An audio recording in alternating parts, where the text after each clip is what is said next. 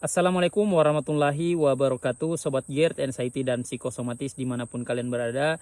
Berjumpa kembali dengan saya, Kang Ujub. Tentunya kita masih dalam pembahasan kita asam lambung, GERD, Anxiety, dan Psikosomatis. Nah teman-teman, seperti biasa saya doakan kalian yang masih banyak sensasi, semoga segera membaik. Dan insya Allah kalian bisa beraktivitas kembali dengan aman dan lancar.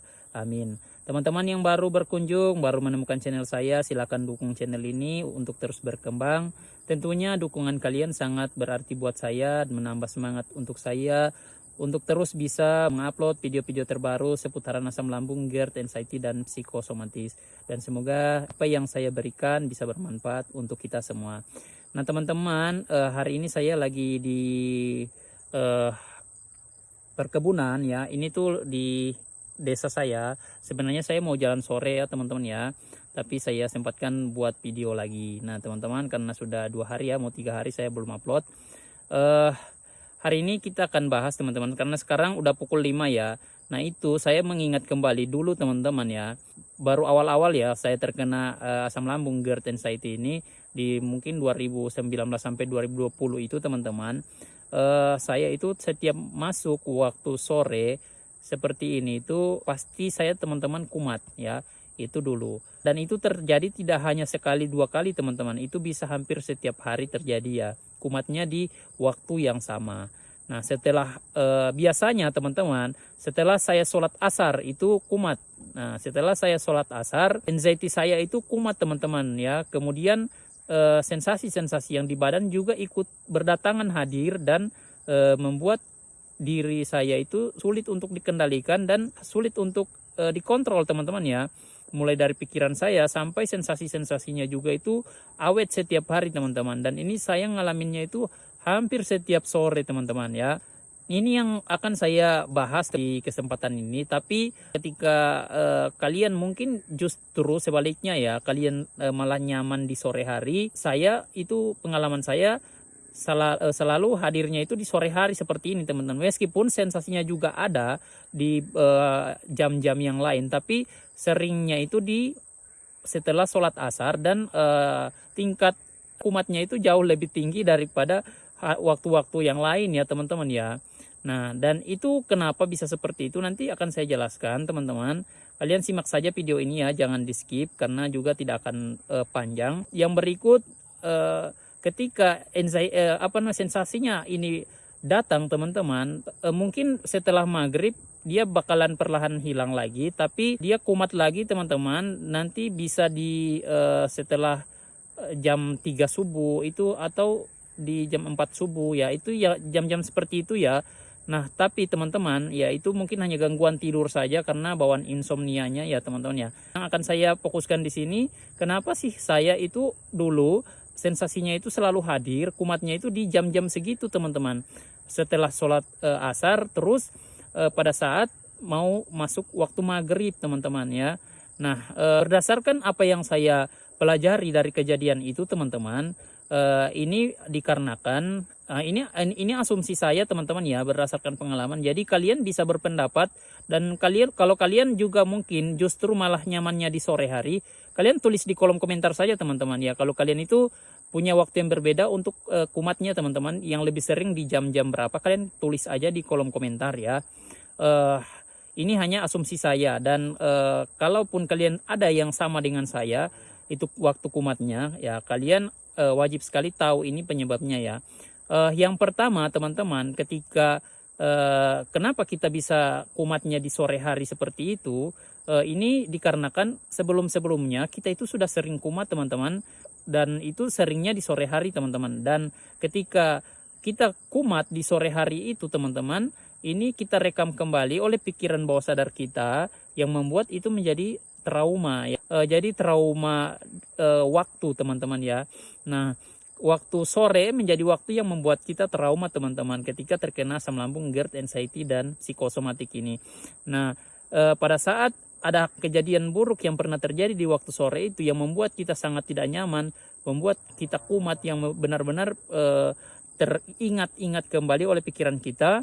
Akhirnya kita mensugesti secara tidak langsung ya, tersugesti pikiran kita untuk selalu bisa was-was dengan waktu sore hari teman-teman. Akhirnya kejadian juga teman-teman ya. Akhirnya jadi juga kita kumat juga di waktu sore itu, karena itu teringat kembali oleh pikiran kita dan terulang-ulang lagi. Akhirnya kita terperangkap terus di pikiran kita sendiri teman-teman dengan waktu itu. Nah, itu yang pertama. Yang kedua teman-teman, akibat daripada pikiran kita yang sudah mensugesti diri kita, sistem saraf kita bekerja jadi lebih aktif di waktu itu teman-teman. Kalau kalian tahu, di pikiran kita ini ada yang namanya sistem saraf itu yang mengatur, mengontrol bahwa apakah diri kita ini akan dalam keadaan baik-baik saja atau tidak teman-teman. Apakah kita ini akan terancam atau tidak, apakah ancaman itu akan datang nyata atau tidak. Nah, itu ada sistem saraf yang bekerja ya, dia namanya amigdala sama prefrontal ya, cortex. Dan di waktu-waktu itu ketika kita sudah mulai terekam pikiran-pikiran kita tentang kejadian-kejadian sebelumnya yang saya jelaskan tadi, itu membuat si sistem saraf kita itu menjadi aktif teman-teman, sangat aktif dari sebelumnya. Akhirnya rasa was-was kita sangat tinggi di sore hari itu teman-teman. Ya, sehingganya anxiety kita juga kumat di sore hari itu. Nah, ketika anxiety kita kumat di waktu sore itu sampai mau masuk waktu maghrib ya, ini membuat sensasi di badan juga berdatangan hadir teman-teman. Mulai dari sesak napas, dari jantung berdebar nggak beraturan, ya, ada yang sampai keliengan. Teman-teman, saya di sore hari itu serasa kayak gempa teman-teman ya. Saya lihat kok orang-orang pada biasa aja, saya sendiri yang kayak ada gempa teman-teman. Dan ternyata itu bawaan dari anxiety disorder saya teman-teman ya. Akhirnya sensasi badan saya di tubuh saya juga mulai banyak yang hadir. Dan itu terjadi setiap hari teman-teman ya. Nah, itu yang kedua teman-teman. Nah, yang ketiga ini adalah faktor yang menjadi kenapa saya itu kumatnya di sore hari, atau kita itu sering kumat di waktu sore sampai waktu maghrib teman-teman. Nah, penyebabnya adalah yang terakhir ini ya teman-teman ya. Ketika sudah mau masuk waktu dari sore ke maghrib, dari jam 3 atau ba'da asar ke waktu maghrib ya, ketika masuk dari ba'da asar ke maghrib, itu pikiran kita teman-teman mulai sangat aktif tadi sistem saraf kita, itu dikarenakan tingkat kecerahan atau kontras alam itu dari yang terang menjadi gelap teman-teman. Dan itu membuat suasana pikiran kita menangkap adanya perubahan itu yang justru akan membuat tadi itu teman-teman sistem saraf kita bekerja jadi lebih aktif teman-teman ya. Karena normalnya orang juga teman-teman kebanyakan takutnya itu ketika di waktu-waktu gelap teman-teman ya. Makanya banyak ada orang yang takut gelap dibandingkan terang ya. Itu dikarenakan memang sistem saraf akan lebih aktif. Nah, apalagi kita yang sudah kena anxiety disorder teman-teman ya. Wajar saja ketika perubahan kontras alam itu membuat kita menjadi lebih aktif anxiety-nya teman-teman. Rasa takutnya, cemasnya, was-wasnya itu membuat kita jadi lebih cenderung sangat aktif ya dibandingkan waktu-waktu sebelumnya. Akhirnya kita kumat teman-teman di waktu-waktu itu. Nah, jadi bagaimana solusinya? Apa yang saya lakukan teman-teman? Yang pertama teman-teman, kalian harus merubah mindset dulu, merubah cara berpikirnya dulu ya.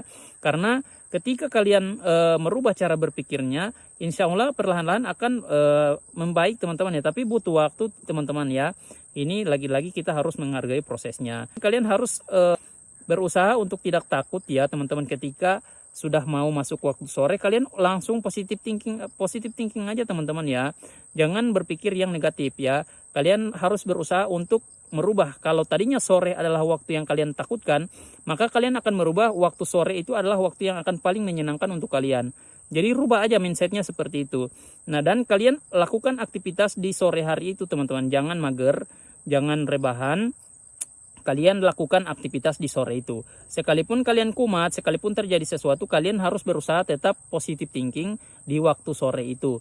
Nah, dan kalian harus lakukan kebiasaan atau hal-hal yang membuat kalian menjadi hobi kalian teman-teman ya. Kalau kalian hobinya masak, kalian masak di waktu sore hari. Jadi yang kalian sukanya olahraga ringan-ringan, mungkin kalian bisa lakukan di sore hari teman-teman ya. Atau kalian bisa jalan teman-teman ya, jalan di waktu sore hari. Dan ini teman-teman insya Allah dengan merubah sikap, cara pandang kalian terhadap waktu sore ini, maka ini perlahan-lahan akan hilang dengan sendirinya. Jadi seperti itu yang saya lakukan teman-teman. Kalian aktif, usahakan aktif teman-teman ya. Jadi jangan mager, jangan rebahan terus, scroll HP terus di waktu sore hari ya, kalian harus berusaha untuk produktif. Nah, ketika kalian sudah terbiasa, maka insya Allah ini akan perlahan-lahan hilang dengan sendirinya teman-teman. Jadi itu yang bisa kalian lakukan untuk bagaimana kalian mengatasi kumatnya itu di sore hari menjelang maghrib ya. Nah, kalian yang mungkin ada pendapat lain tentang waktu kumat ini teman-teman, kalian bisa tuliskan di kolom komentar ya, jika mungkin terdapat perbedaan dengan apa yang kalian rasakan. Karena sekali lagi teman-teman, saya menjelaskan ini hanya berdasarkan yang saya alami saja ya, yang saya lewati saja, dan itu kenapa saya riset teman-teman ya. Dan kalian juga bisa tuliskan di kolom komentar bagaimana cara kalian untuk bisa terhindar dari kumatnya di sore hari menjelang maghrib ini. Ya, meskipun memang beberapa ada yang justru di waktu malam hari, ada yang kumatnya di waktu subuh ya. Kalau saya teman-teman di subuhnya itu biasanya karena insomnia ya teman-teman ya, karena susah tidurnya terus kita nggak bisa tidur teman-teman, itu dulu. Tapi nanti kita akan bahas lagi di lain sesi ya, di lain video untuk kenapa kita itu susah tidur ya, dan bagaimana cara mendapatkan tidur yang efektif untuk penderita asam lambung GERD ini. Nanti teman-teman simak terus videonya ya. Ya, jadi itu saja yang bisa saya sampaikan teman-teman di sore hari ini. Untuk itu dukung terus channel ini agar terus berkembang. Nanti insya Allah bisa saya berikan apa yang sudah saya lewati teman-teman terkait dengan asam lambung, GERD, anxiety, dan psikosomatis di channel ini ya teman-teman ya. Oke, terima kasih. Assalamualaikum warahmatullahi wabarakatuh.